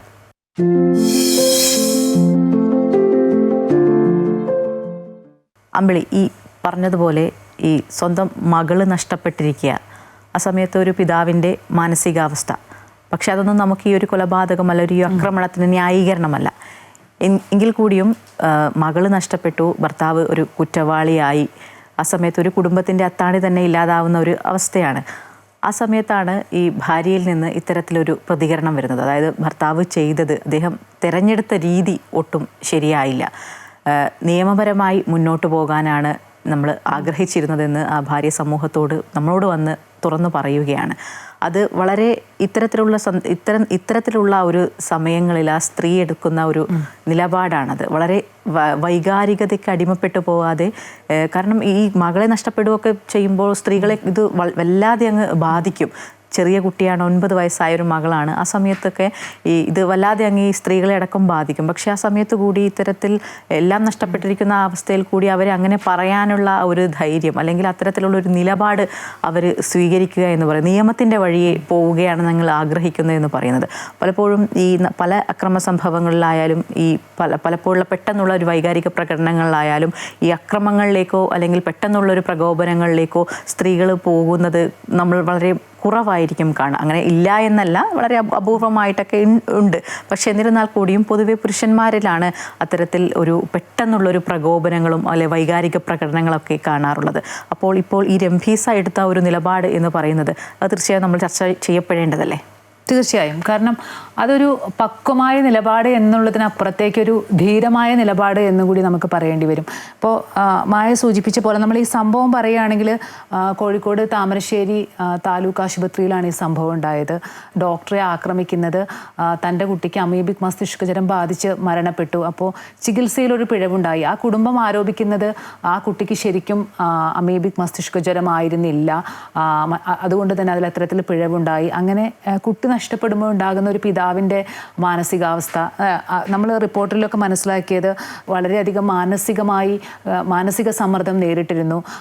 അത് പല ആളുകളോടും അയാൾ പ്രകടിപ്പിക്കുകയൊക്കെ ചെയ്തിരുന്നു. അതിൻ്റെ ഭാഗമായിട്ടാണ് ഇങ്ങനെ ഒരു ആക്രമണം ഉണ്ടായത്. പക്ഷേ അതൊരിക്കലും നമ്മുടെ ഒരു ജനാധിപത്യ സമൂഹത്തിൽ നടക്കാൻ പാടില്ലാത്തതാണ്. പ്രത്യേകിച്ച് ഡോക്ടർമാർക്കെതിരെയുള്ള അതിക്രമണം നമുക്കൊരിക്കലും വെച്ച് പൊറുപ്പിക്കാനാവില്ല. അത് ഒരു ഭാഗത്ത് നിൽക്കട്ടെ, അത് അതിൻ്റെതായ രീതിയിൽ പോകും. ഇപ്പം മായ സൂചിപ്പിച്ച പോലെ തന്നെ RMBCയുടെ പ്രതികരണമാണ്. അവരും ഒരു കുഞ്ഞിനെ നഷ്ടപ്പെട്ട അമ്മയാണ്, അതുമായി ബന്ധപ്പെട്ട് ഭർത്താവ് ഇതുപോലെ തന്നെ ഒരു കൊടും ക്രൂരത ചെയ്യുന്ന രീതിയിലേക്ക് പോകുന്നു. അത് സമൂഹം വലിയ രീതിയിൽ ചർച്ച ചെയ്യപ്പെടുന്നു. ആ രീതിയിലൊക്കെ പോകുമ്പോൾ അവർ കാണിച്ചിട്ടുള്ള ഒരു ധീരമായ നിലപാട് എന്ന് തന്നെയാണ്. അതായത് പറഞ്ഞ പോലെ നിയമപരമായി മുന്നോട്ട് പോകും എന്നുള്ളതാണ്. അത് അത്രത്തോളം മാനസിക സമ്മർദ്ദത്തിലൂടെ കടന്നു പോകുന്ന ഒരു സ്ത്രീയാണ്. ഭർത്താവിൻ്റെ പ്രശ്നം, അതുപോലെ തന്നെ കുഞ്ഞ് നഷ്ടപ്പെട്ട ഒരു അമ്മ. അപ്പോൾ അവരുടെ ഒരു മാനസിക സമ്മർദ്ദം അല്ലെങ്കിൽ അവർ അനുഭവിക്കുന്ന ഒരു എത്രത്തോളം മാനസികമായ വെല്ലുവിളി പോലും നേരിടുന്നു എന്നുള്ളത് നമുക്ക് ഊഹിക്കാവുന്നതേ ഉള്ളൂ. അത് ഊഹിക്കാവുന്നതിനും അപ്പുറത്തുമാണ്. പലപ്പോഴും നമ്മൾ ഈ പറഞ്ഞ പോലെ തന്നെ സ്ത്രീകളാണോ പുരുഷന്മാരാണോ ഇത്തരം പ്രശ്നങ്ങൾ വരുമ്പോൾ പക്വതയോടെ പെരുമാറുന്നു എന്നുള്ളതിൽ നമുക്കെപ്പോഴും അതും ഒരു ആപേക്ഷികമാണ്. ഓരോ ആളുകളെയും ഡിപ്പെൻഡ് ചെയ്തിരിക്കും. പല ആളുകൾ ഇപ്പോൾ ഈ പറഞ്ഞ പോലെ തന്നെ മാനസിക വിഭ്രാന്തിയിൽ ചിലർ പലതരത്തിലുള്ള രീതിയിലുള്ള പെരുമാറ്റം നടത്തും. സ്ത്രീകൾ ഒരു പക്ഷേ ചില കാര്യങ്ങളിൽ വളരെ പക്വമായിട്ടുള്ള ഇടപെടൽ നടത്തും. നമുക്കറിയാം ഈ ജൈവശാസ്ത്രപരമായിട്ടും അല്ലെങ്കിൽ നമ്മൾ സൈക്കോളജിക്കലൊക്കെ പറയുമ്പോൾ ഈ സ്ത്രീയും പുരുഷനും രൂപത്തിൽ വലിയ മാറ്റമാണ്. അതുപോലെ തന്നെയാണ് സ്ത്രീയും പുരുഷനും ഓരോ അണുവിലും മാറ്റമുണ്ട് എന്നാണ് പറയുന്നത്. കാരണം ഒരു സ്ത്രീയുടെ സ്വഭാവത്തിലായാലും അല്ലെങ്കിൽ പെരുമാറുന്നതിലായാലും അല്ലെങ്കിൽ ഈ നേരത്തെ പറഞ്ഞ പോലെ തന്നെ ഈ വികാരങ്ങൾ പ്രകടിപ്പിക്കുന്നതിലൊക്കെ വലിയ വ്യത്യാസമുണ്ട്. കാരണം സ്ത്രീ എപ്പോഴും കുറച്ചും കൂടി അതിവൈകാരികമായിട്ടാണ് പല സന്ദർഭങ്ങളിലും പെരുമാറുക. അതുപോലെ തന്നെ പെട്ടെന്ന് ഇമോഷണൽ ആകും അല്ലെങ്കിൽ പെട്ടെന്ന് കരയും. പക്ഷെ പുരുഷന്മാർ നമ്മളെപ്പോഴും കണ്ടിട്ടുള്ളത് ഏറ്റവും കൂടുതൽ പ്രകടിപ്പിക്കുന്ന വികാരം എന്ന് പറയുന്നത് ദേഷ്യമാണ്. അതേപോലെ പൊതുവെ പറയാറുള്ളത് പുരുഷന്മാർക്ക് മനക്കെട്ടി കൂടുതലാണ് എന്നും പറയാറുണ്ട്. പക്ഷേ നമ്മൾ നേരത്തെ സൂചിപ്പിച്ച പോലെ തന്നെ അത് ആപേക്ഷികമായിട്ടാണ് എനിക്ക് തോന്നിയിട്ടുള്ളത്. അതായത് പലരും പലതരത്തിൽ പല സന്ദർഭങ്ങൾ വരുമ്പോൾ എങ്ങനെ പെരുമാറുന്നു എന്നുള്ളതാണ്. അപ്പോൾ ഒരു പക്ഷേ ചില കാര്യങ്ങളിൽ പുരുഷനേക്കാൾ പക്വതയോടെ പെരുമാറാൻ സ്ത്രീക്ക് കഴിയുന്നു എന്നുള്ളതാണ്. പക്ഷേ നമ്മൾ ഈ റിപ്പോർട്ടുകളും അതുപോലെ തന്നെ പല ഡേറ്റുകളും പരിശോധിക്കുമ്പോൾ നമുക്ക് മനസ്സിലാകുന്നത് ഇത്തരം ഈ സമൂഹത്തിന് അല്ലെങ്കിൽ സമൂഹത്തിന് ദോഷകരമായ രീതിയിലുള്ള അല്ലെങ്കിൽ സമൂഹത്തിന് വേണ്ടാത്ത രീതിയിലുള്ള അറ്റാക്കുകൾ നടത്തുന്നതിൽ ഏറ്റവും കൂടുതൽ അതിൽ എണ്ണം നോക്കുമ്പോൾ പുരുഷന്മാരുടേത് എന്ന് തന്നെയല്ലേ നമ്മൾ മനസ്സിലാക്കുന്നത്. അമ്പിളി സൂചിപ്പിച്ചതുപോലെ തന്നെയാണ് സ്ത്രീകൾ പെട്ടെന്ന് തന്നെ വികാരങ്ങൾ പ്രകടിപ്പിക്കും, അത് പെട്ടെന്ന് കരയും. പക്ഷേ അത് പൊതുസമൂഹത്തിലേക്ക് എത്തുമ്പോൾ കൂടുതൽ പ്രകോപനപരമായി എന്തെങ്കിലും ഒരു ചെറിയ സംഭവങ്ങൾ പെട്ടെന്ന് അങ്ങ് പ്രതികരിക്കുക, അത് കൂടുതൽ പുരുഷന്മാർ നമ്മൾ കാലങ്ങളായി അങ്ങനെ തന്നെയാണ് കാണുന്നത്. ചിലപ്പോൾ നമ്മളുടെ ഈ സാമൂഹികമായ ചുറ്റുപാടുകളും അതായത് സ്ത്രീകളെ പൊതുവെ പണ്ട് മുതൽക്കേ പെട്ടെന്ന് അതെ പെട്ടെന്നുള്ളത് അങ്ങനെ അധികം ദേഷ്യപ്പെടരുത്, ഉറക്കെ ചിരിക്കരുത് എന്നൊക്കെ നമ്മൾ പണ്ട് മുതലേ കേൾക്കുന്നതൊക്കെയാണ്. അപ്പോൾ ആ രീതിയിലുള്ള ഒരു സാമൂഹിക ചുറ്റുപാടുമൊക്കെ കൂടി ഇതിന് ഒരു അടിസ്ഥാന ഘടകമായിരിക്കാം. പക്ഷേ ഇപ്പോൾ ഈ അടുത്ത കാലത്തായി കുറേ സംഭവവികാസങ്ങൾ നമ്മൾ കാണുന്നുണ്ട്. ഈ പെട്ടെന്നുള്ള ആ ഒരു പ്രതികരണം, ഈ കണ്ണൂർ അഴീക്കലിൽ റോഡിൽ കാറ് പാർക്ക് ചെയ്യുന്നതുമായി ബന്ധപ്പെട്ട് ഒരു കൂട്ടം യുവാക്കൾ 77 വയസ്സുള്ളൊരു വൃദ്ധനെ കൂട്ടം ചേർന്ന് മർദ്ദിക്കുന്നതൊക്കെ നമ്മൾ കണ്ടതാണ്. അതിൻ്റെ ദൃശ്യങ്ങൾ ആ യുവാക്കൾ തന്നെയാണ് അത് സോഷ്യൽ മീഡിയയിലടക്കം പ്രചരിപ്പിച്ചത്.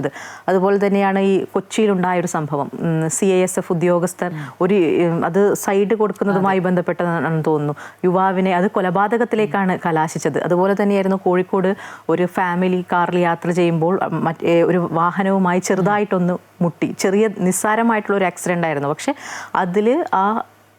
അതിൻ്റെ ഒരു പ്രത്യാക്രമണം എന്ന് പറയുന്നത് വളരെ ഗുരുതരമായിരുന്നു. അതിൻ്റെ കാറിൻ്റെ ചില്ലടക്കം അടിച്ചു പൊട്ടിച്ച് അതിൽ 7 മാസം പ്രായമായിട്ടുള്ളൊരു കുഞ്ഞിന് പരിക്കേറ്റിരുന്നു.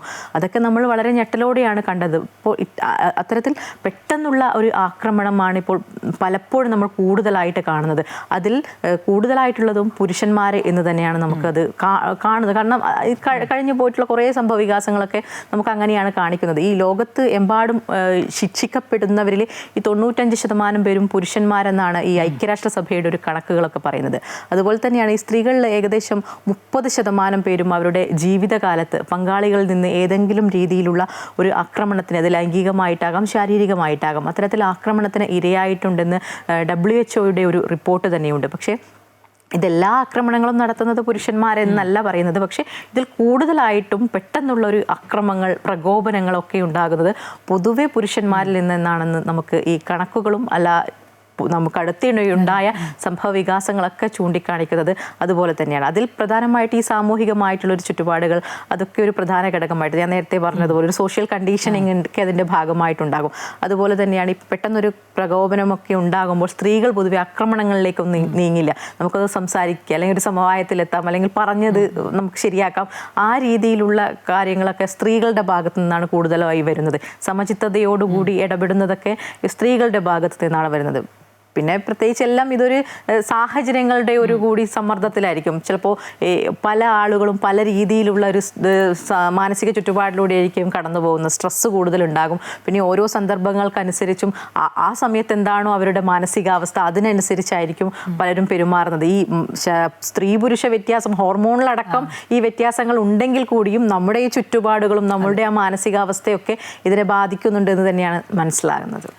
ഇപ്പോൾ മായ സൂചിപ്പിച്ച പോലെ തന്നെ സോഷ്യൽ കണ്ടീഷനിങ് പറയുമ്പോൾ അത് സ്ത്രീക്കും പുരുഷനും ബാധകമായിട്ടുള്ള കാര്യമാണ്. പ്രത്യേകിച്ച് ഒരു പൊതു ഇടത്തിൽ നമ്മൾ ഇടപഴകുമ്പോൾ ഇപ്പോൾ കുറച്ച് കണ്ണൂരിലെ ആയാലും കോഴിക്കോട്ടെ ആയാലും ഒക്കെ സംഭവങ്ങൾ ചൂണ്ടിക്കാട്ടിയല്ലോ. അതെല്ലാം പല നിസ്സാര സംഭവങ്ങൾക്ക് പോലും ചെറുപ്പക്കാരടക്കം പ്രത്യേകിച്ച് പലരും ഇങ്ങനെ ഇത്തരം ഒരു അറ്റാക്കിലേക്ക് പോകുന്ന ഒരു സാഹചര്യമുണ്ട്. അത് ഒരിക്കലും പ്രോത്സാഹിപ്പിക്കപ്പെടേണ്ട ഒന്നല്ല. കാരണം അത് ഏത് രീതിയിൽ പ്രതികരിക്കുന്നതായാലും, ഇപ്പം ഈ സഹിഷ്ണുതയുടെയും സമചിത്തതയുടെയൊക്കെ കാര്യം പറയുമ്പോൾ നമ്മൾ പറയും സ്ത്രീകൾ ഇതേപോലെ തന്നെ നേരത്തെ സൂചിപ്പിച്ച പോലെ തന്നെ അവർക്ക് ക്ഷമ, അല്ലെങ്കിൽ പിന്നെ അവരുടെ പെരുമാറ്റത്തിലൊരു സൗമ്യത, വിനയം, അതൊക്കെ വേണം ഒരു സ്ത്രീ പൊതുസമൂഹത്തിൽ ഇടപഴകുമ്പോൾ എന്നുള്ളത് പറയുന്നത്. പക്ഷേ സ്ത്രീ എപ്പോഴും പ്രതികരിക്കുമ്പോൾ ഈ പറഞ്ഞ പോലെ തന്നെ ഒരു കരുതലുണ്ടാകുമെന്ന് കരുതാം. പക്ഷേ ഈ സഹിഷ്ണുതയും ഈ ക്ഷമയും അതുപോലെ തന്നെ ഈ സൗമ്യതയും എല്ലാം പ്രതികരണങ്ങളിൽ പുരുഷന്മാർക്കും വേണ്ടതാണ്. അതും ഈ പറഞ്ഞ പോലെ സന്ദർഭങ്ങൾക്കും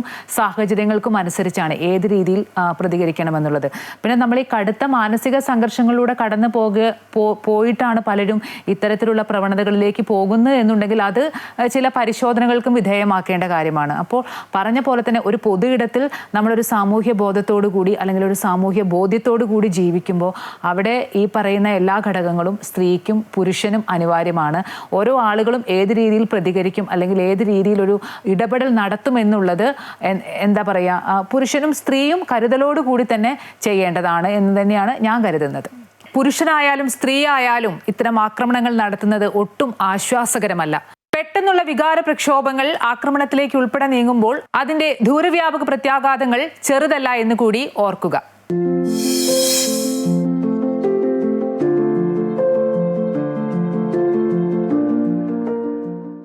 വിപണി വിലയിരുത്തലാണ് ധനകാര്യ ഓഹരി വിദഗ്ധൻ കെ ദിലീപ് ചേരുകയാണ്. ഗുഡ് മോർണിംഗ് കേരളത്തിനൊപ്പം. ശ്രീ ദിലീപ്, സ്വാഗതം. ഗുഡ് മോർണിംഗ് കേരളത്തിലേക്ക്. പോയ വാരം വിപണിയെ എങ്ങനെ വിലയിരുത്തുന്നു? ഈ ഒരാഴ്ചയും വിപണിയിൽ നേട്ടത്തിൽ തന്നെ വ്യാപാരം അവസാനിപ്പിച്ചു. ഏതാണ്ട് 1.6% നേട്ടമാണ് മുൻനിര ഓഹരി സൂചികകളുണ്ടായത്. വരും ദിവസങ്ങളിലും നിക്ഷേപ താല്പര്യം തുറന്നേക്കുമെന്ന് തന്നെയാണ് കരുതുന്നത്. ബാങ്കിംഗ് മേഖലയിൽ ഉണ്ടായിട്ടുള്ള ശക്തമായ നിക്ഷേപ താല്പര്യമാണ് മൊത്തത്തിൽ വിപണിയെ മുന്നോട്ട് നയിക്കാൻ പ്രേരിപ്പിച്ചത്.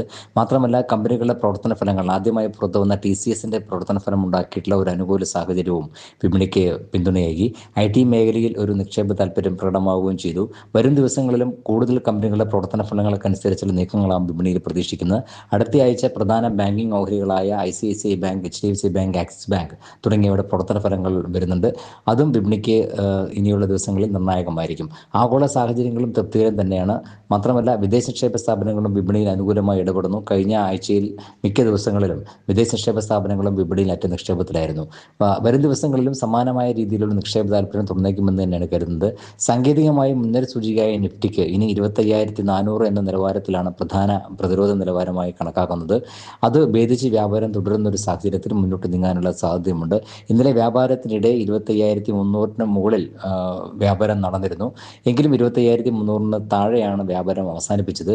വരും ദിവസങ്ങളിലും സമാനമായ രീതിയിലുള്ള നിക്ഷേപ താല്പര്യം തുറന്നേക്കാം. ഇനിയുള്ള വിൽപ്പനയിൽ കൂടുതൽ നിക്ഷേപം ഉണ്ടായേക്കുന്ന ഒരു സാഹചര്യമായിരിക്കും ഉണ്ടാവുക. ആ രീതിയിലായിരിക്കും ഇനി വിപണിയിലെ നീക്കങ്ങളും ഉണ്ടാവുക. ഉയർന്ന തോതിലുള്ള കയറ്റിറക്കങ്ങളും വിപണിയിൽ പ്രതീക്ഷിക്കണം. എങ്കിൽ കൂടിയും നിലവിലെ സാഹചര്യത്തിൽ നിക്ഷേപ താല്പര്യം തുറന്നേക്കുമെന്നുള്ള പ്രതീക്ഷ തന്നെയാണുള്ളത്. നന്ദി ശ്രീ ദിലീപ്. കോഴിക്കോട് ചക്കോരത്തോളത്തെ BG റോഡ് റെയിൽവേ അടിപ്പാത വികസനം ചർച്ചകളിൽ മാത്രം ഒതുങ്ങുമ്പോൾ ആശങ്കയിലാണ് പ്രദേശവാസികൾ. ഇടുങ്ങിയ അടിപ്പാതയിലൂടെ ദുരിതയാത്ര തുടരുന്ന ഇവർ പുതിയ അടിപ്പാത വേണമെന്ന ആവശ്യവുമായി അധികാരികളെ സമീപിക്കാൻ തുടങ്ങിയിട്ട് വർഷങ്ങളായി. ഒരു ആംബുലൻസിനെങ്കിലും നല്ല രീതിയിൽ കടന്നുപോകുന്ന അടിപ്പാത വേണമെന്നാണ് ഇവരുടെ ആവശ്യം.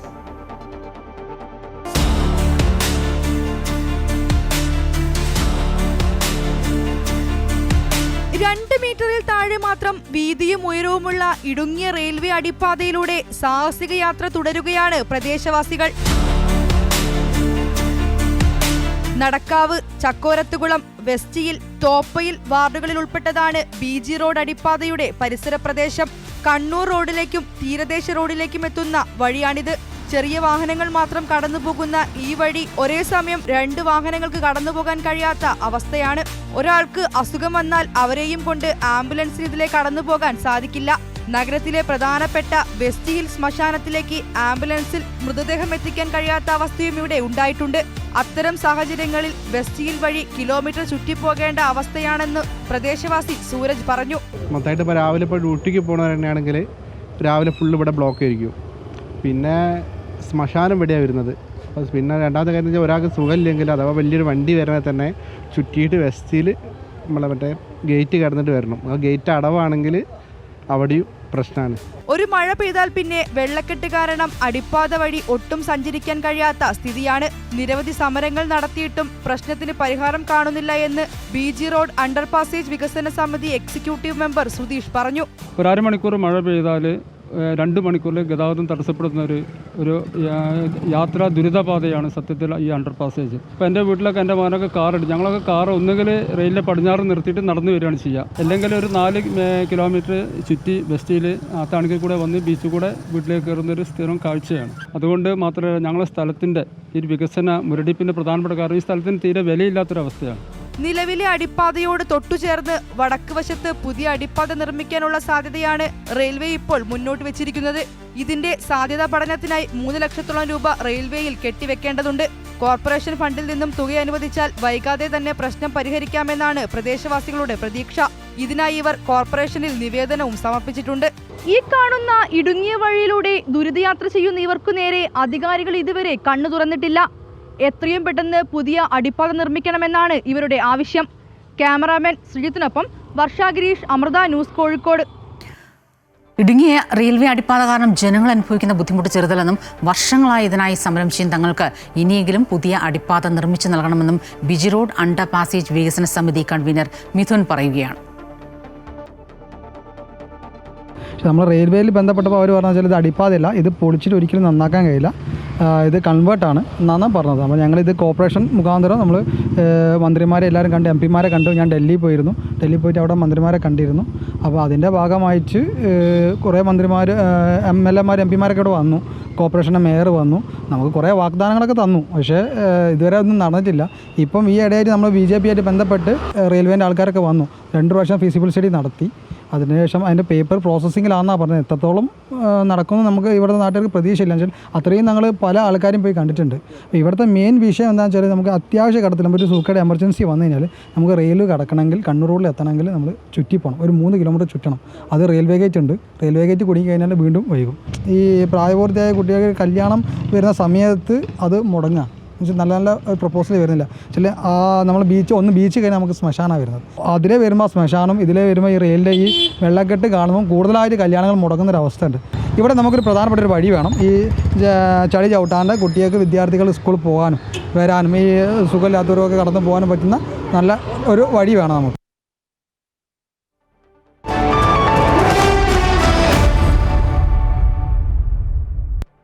വെസ്റ്റ് ഇൻഡീസിനെതിരായ രണ്ടാം ടെസ്റ്റിൽ ഇന്ത്യ കൂറ്റൻ സ്കോറിലേക്ക്. ഒന്നാം ഇന്നിംഗ്സിൽ ഇന്ത്യ 2 വിക്കറ്റ് നഷ്ടത്തിൽ 318 റൺസ് എന്ന നിലയിലാണ്.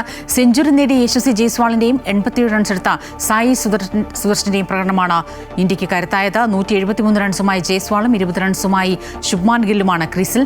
2 മത്സരങ്ങളുള്ള പരമ്പരയിൽ ആദ്യ ടെസ്റ്റിൽ ഇന്നിംഗ്സ് ജയം ഇന്ത്യ സ്വന്തമാക്കിയിരുന്നു. റിപ്പോർട്ടറുടെ ഗുഡ് മോർണിംഗ് കേരളം പൂർണ്ണമാകുന്നു. കൂടുതൽ വാർത്തകൾ അമൃത ന്യൂസ് യൂട്യൂബ് ചാനൽ തുടരും. നമസ്കാരം.